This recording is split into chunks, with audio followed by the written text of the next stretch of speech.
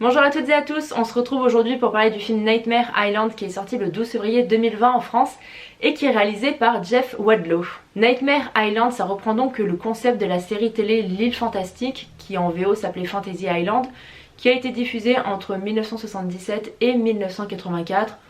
On reprend exactement le même concept que dans la série télévisée, sauf qu'on essaye de le faire d'une façon un petit peu plus horrifique. L'histoire, c'est celle d'un groupe de touristes qui est invité à passer le week-end sur une île paradisiaque, une île fantastique qui est capable d'exaucer en fait leurs souhaits, leurs fantasmes, leurs rêves les plus profonds.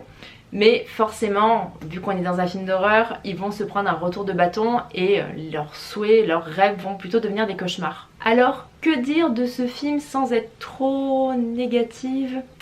Ça va être assez dur parce que franchement c'était vraiment pas une réussite. Il n'y a pas grand chose à sauver dans ce film là. Déjà il dure 1h50. Ce qui est assez long pour un film qui n'a pas grand chose à raconter. Personnellement à la fin du film j'étais au bout du rouleau. J'avais l'impression que ça faisait 2h30 que j'étais dans la salle de ciné et que je n'en verrais jamais la fin.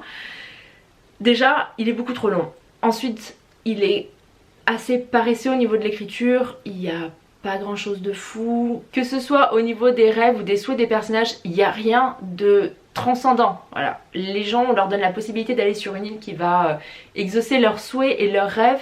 Leurs rêves, ça consiste à se venger d'une fille qui les a harcelés au lycée, de retrouver son amour perdu avec qui on a rompu, de faire la fête façon spring break.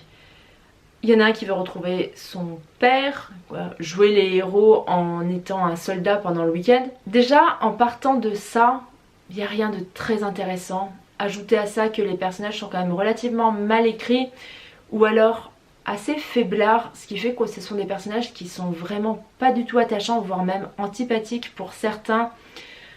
Moi j'ai vraiment eu du mal à m'attacher à ces personnages-là. Je les trouvais pas intéressants, je les trouvais pas sympas. J'avais vraiment aucun affect pour eux et c'est horrible de regarder un film où il n'y a aucun personnage qui vous intéresse. Je trouve ça je trouve ça hallucinant, je trouve ça même incroyable de réussir à écrire un film sans avoir un personnage qui soit intéressant ou qui soit attachant. J'arrive même pas à comprendre. Mais ici c'est réussi. Donc du coup les acteurs, Michael Pena, Maggie Q, Lucy Hall, ils font avec ce qu'ils ont, mais en même temps leurs personnages sont tellement mal écrits qui se débrouillent, je pense, ils se débrouillent comme ils peuvent. Mais voilà, le film souffre énormément de son écriture qui est très mauvaise, qui est très paresseuse. Je vous dis, ces personnages, mais ils sont épouvantables. Il n'y a aucun moment où on a peur pour eux, où on a de l'émotion pour eux. Il y a des scènes qui sont censées être assez dramatique, il y a un personnage qui va mourir, ça nous fait ni chaud ni froid, ça rate complètement à chaque fois. Je pense qu'on était censé être un petit peu ému ou peut-être nous tirer une petite larme, mais non, ça ne marche absolument pas. Pourtant moi je suis très bon public en général pour les séquences émotions, souvent ça réussit sur moi. Moi j'ai facilement la larme à l'œil. Là j'étais dans mon fauteuil à me dire quand est-ce que ça finit, j'en peux plus. Et voilà, et tout ce qui est du travail scénaristique, c'est vide, c'est plat, c'est mauvais. Il n'y a rien qui fonctionne en fait, il n'y a rien qui fonctionne. Comme je vous dis déjà, les rêves de base sont hyper mauvais, c'est pas intéressant du tout. Il n'y a aucun rêve qui est assez extravagant pour nous proposer quelque chose d'intéressant. Je veux dire, retrouver son ex, c'est pas un rêve de fou pour moi, hein. Clairement, c'est pas un rêve de foufou.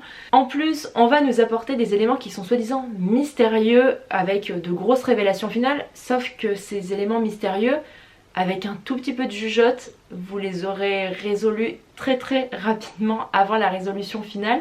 Donc du coup quand les révélations arrivent, on se dit ouais en fait on s'en était déjà rendu compte que tel personnage en fait c'était ça, que telle situation ça allait donner ça. Tout comme on se rend compte très rapidement que ce groupe de touristes en fait ils ont un élément commun qui les lie et ils vont s'en rendre compte. Voilà, sauf que nous spectateurs, en ayant déjà vu des films de ce genre là, vous vous doutez très bien qu'il y a un élément clé qui les unit à un moment un peu à la Saw. Vous savez, souvent dans Saw il y avait un élément clé qui liait tous les personnages. Ici c'est exactement ça et du coup on le voit venir mais à des kilomètres. Et du coup quand ça arrive, ouais ok, ça fait ni chaud ni froid. Il n'y a pas de stupéfaction ni quoi que ce soit. C'est hyper mal écrit, c'est hyper mal écrit. Et les personnages, je vous dis, ils sont horribles, mais il y a un personnage de méchant. On dirait un méchant de film d'horreur, mais d'un AV des années 80. Hein. C'est épouvantable, épouvantable. Le personnage, déjà visuellement, il n'y a eu aucun travail qui a été fait dessus. Aucun travail. C'est censé être le boogeyman du film en fait, mais sauf qu'il est nul, il est nul. Et à chaque fois qu'il arrive, mais moi je levais les yeux au ciel, je me disais non non mais c'est pas possible, arrêtez de nous coller ce personnage qui sert à rien et qui revient à chaque fois. Là il arrive comme un cheveu sur la soupe à chaque fois, c'était horriblissime. Franchement, franchement c'était vraiment mauvais. Il y a même pas... C'est même pas assez mauvais pour être fun et passer un bon moment en rigolant, parce que ça peut aussi arriver que le film soit mauvais, mais qu'au final il ait un truc qui fait que ça vous fait rire, que vous allez quand même passer un moment assez fun. Ici même pas, c'est juste que c'est très mauvais, c'est très mal écrit et c'est chiant en fait, quoi, excusez-moi du terme, mais c'est chiant. Moi la fin, je vous jure, je me disais mais depuis combien de temps je suis dans cette salle de cinéma? Depuis combien de temps? Le moment le plus agréable de ma séance, ça a été les bandes annonces. Ça a été les bandes annonces. Et Jeff Waldo, il nous a fait Action Vérité en 2018, qui était horrible, que j'avais détesté. Et franchement, si j'avais su ça avant que c'était le même réalisateur, je m'étais pas renseignée, j'aurais franchement hésité à le voir. Je suis hyper déçue parce que dans mon cinéma, il y a très peu de films d'horreur qui passent. Et quand ils en ont, c'est genre Nightmare Island. Voilà. Et ce film là va être hyper bien distribué, j'en suis sûre. Et à côté de ça il y a des films qui vont même pas sortir en France cette année, alors qu'ils en valent le coup. Ça c'est un autre débat. Pour ce qui est de Nightmare Island, écoutez, si vous avez envie de le voir, allez le voir. Vous savez que moi je dis rarement n'allez pas voir ce film, mais si vous êtes mitigé, franchement choisissez peut-être un autre film au moment d'acheter vos tickets de cinéma, parce que c'est faible, c'est extrêmement faible en fait. C'est vraiment les films produits par Blumhouse qui sont là pour récupérer de l'argent pour de plus grosses productions. Voilà, clairement je pense que ça va attirer le jeune public qui va sûrement se faire tromper par la bande-annonce qui était quand même assez cool. L'affiche du film, je pense que c'est la plus grosse réussite du film, hein, c'est l'affiche qui est très jolie. Mais le résultat du film, franchement, c'est...